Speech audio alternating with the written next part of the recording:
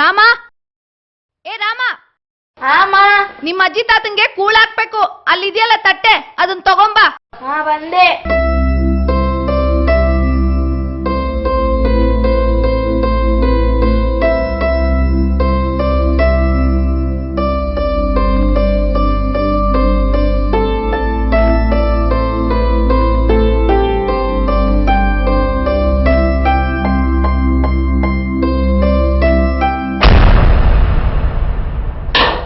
ಸರಿಯಾಗಿ ಹಿಡಿಯೋ ತಟ್ಟೆನ. ಎಂತೆಂತರೋ ನೆಗದ್ ಬಿದ್ದೋದ್ರು, ಇವ್ರಿಗೇನು ಬರ್ಲಿಲ್ಲ ಹೊತ್ತು. ಇದು ತುಪ್ಪ, ನಿಮ್ಮ ಅಪ್ಪಂಗ್ ಮಾತ್ರ ಕೊಡು, ಅರ್ಥ ಆಯ್ತಾ? ಹೋಗು.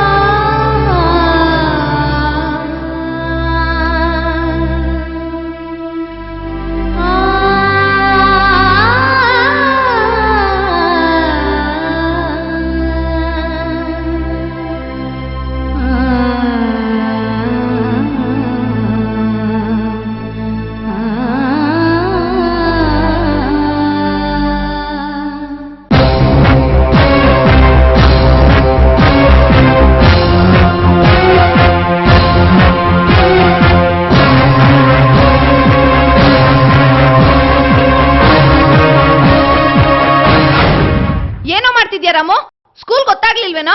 ಏನಿಲ್ಲಮ್ಮ, ಈ ತಟ್ಟೆನ್ ಜೋಪಾನಾಗಿ ತೆಗ್ದಿಡ್ತಿದ್ದೀನಿ.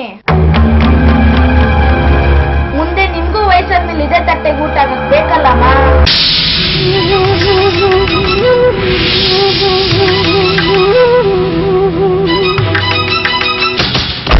ಸರಿಯಾಗಿ ಹೇಳ್ದೆ ರಾಮು.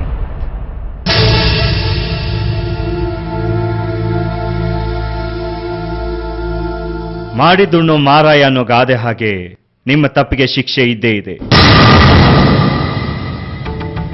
ನಿಮ್ಮ ತಂದೆ ತಾಯಿ ನಿಮ್ಮನ್ನ ಹೆತ್ತು ಹೊತ್ತು ಸಾಕಿ ಸಲಹಿ ವಿದ್ಯಾಭ್ಯಾಸ ಕೊಟ್ಟು ಈ ಸಮಾಜದಲ್ಲಿ ಒಳ್ಳೆ ನಾಗರಿಕರನ್ನಾಗಿ ಮಾಡಿದ್ದಾರೆ. ಹೆತ್ತ ತಂದೆ ತಾಯಿ ಋಣ 100 ಜನ್ಮ ಎತ್ತು ಬಂದ್ರೂ ತೀರ್ಸೋಕ್ಕಾಗಲ್ಲ. ಅಂಥದ್ರಲ್ಲಿ ನಿಮ್ಮನ್ನ ಹೆತ್ತ ತಂದೆ ತಾಯಿಗೆ ಒಂದು ತುತ್ತು ಊಟನೂ ಹಾಕೋಕ್ಕಾಗದೆ ಬಾಯಿಗೆ ಬಂದ ಹಾಗೆ ಬೈತಿದ್ದೀರಲ್ಲ. ಈ ನಿಮ್ಮ ಕರ್ಮ 100 ದೇವಸ್ಥಾನ ಸುತ್ತಿ ಅರ್ಚನೆ ಮಾಡಿಸಿದ್ರು ಕಳೆಯೋದಿಲ್ಲ. ನಿಮ್ಮಂಥ ಪಾಪಿಗಳಿರೋದ್ರಿಂದಲೇ ನಮ್ಮ ಸರ್ಕಾರ ಪಾಲಕರ ಪೋಷಣೆ, ಸಂರಕ್ಷಣೆ ಹಾಗೂ ಹಿರಿಯ ನಾಗರಿಕರ ರಕ್ಷಣಾ ಕಾಯ್ದೆಯನ್ನ 2007ರಲ್ಲೇ ಜಾರಿಗೆ ತಂದಿದೆ. ನಿಮ್ಮ ಹಿರಿಯರಿಗೆ ಆಹಾರ, ವಸತಿ, ಬಟ್ಟೆ ಹಾಗೂ ವೈದ್ಯಕೀಯ ಸೌಲಭ್ಯಗಳನ್ನ ನೀವು ಒದಗಿಸಲೇಬೇಕು. ಇಲ್ಲದೆ ಹೋದ್ರೆ ಹಿರಿಯ ನಾಗರಿಕರ ರಕ್ಷಣಾ ಕಾಯ್ದೆ ಅನ್ವಯ ನಿಮ್ಮನ್ನ ಬಂಧಿಸಿ ಕಟ್ಟುನಿಟ್ಟಾದ ಕ್ರಮ ಕೈಗೊಳ್ಳಲಾಗುತ್ತೆ.